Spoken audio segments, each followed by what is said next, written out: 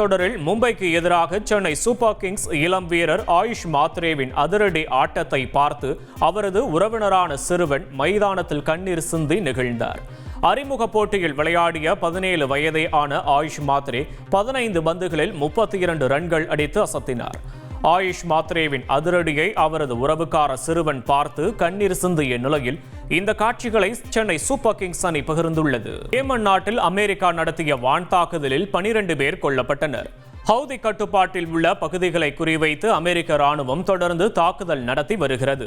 அண்மையில் ராசிசா துறைமுகம் மீது அமெரிக்கா நடத்திய தாக்குதலில் 74 பேர் உயிரிழந்தனர்.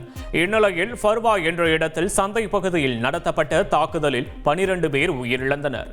30க்கும் மேற்பட்டோர் காயமடைந்தனர். செய்திகளை உடனுக்குடன் தெரிந்து கொள்ள உடனே சப்ஸ்கிரைப் பண்ணுங்க.